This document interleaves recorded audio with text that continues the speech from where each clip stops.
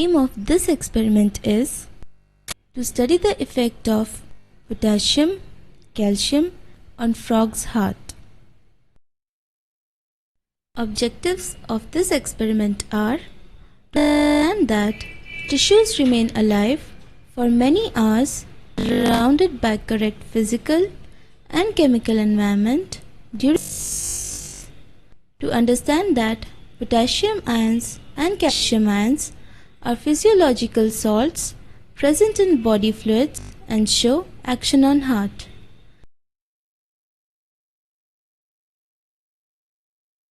The physiological salt solutions are used to keep isolated tissue and organ preparations surviving throughout the experiment.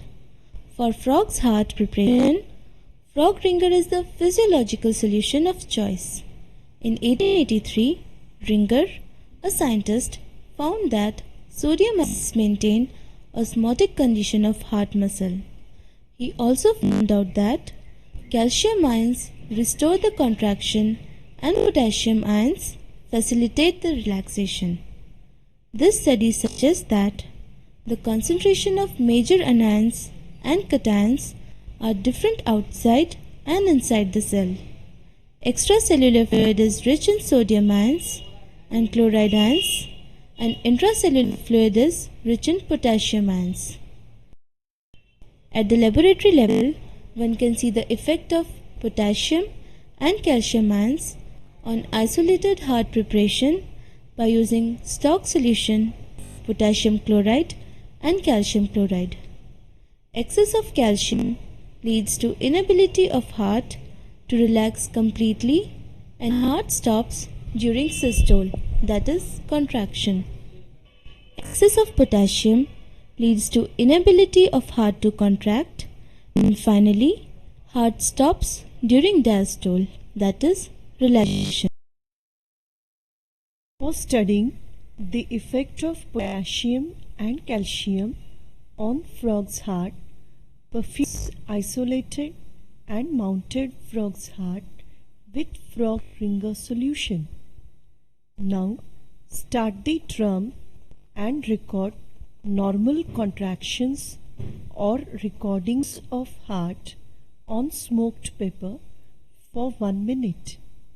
In these tracings, the number of peaks per minute indicates rate of contraction of heart, whereas height of a single peak indicates.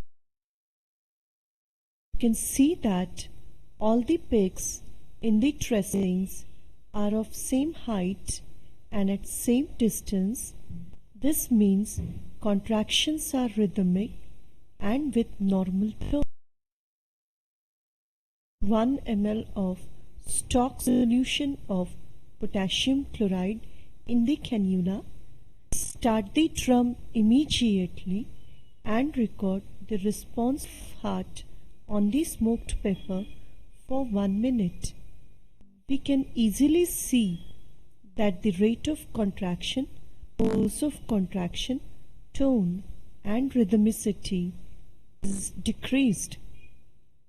Repeat the same procedure by injecting 0.2 ml of stock solution of potassium chloride. From these recordings, we can observe that with the increasing concentration of potassium chloride, heart relaxes slowly and finally heart stops in diastole. Similarly, inject 0.1 ml of stock solution of calcium chloride in the cannula and record the response of heart on the smoked paper for 1 minute. We can easily see that the pulse of contraction, tone and rhythmicity is increased. Repeat the same procedure by injecting 0.2 ml of stock solution of calcium chloride. From these recordings, we can observe that with the increasing concentration of calcium chloride, heart contracts more vigorously and finally heart stops in systole.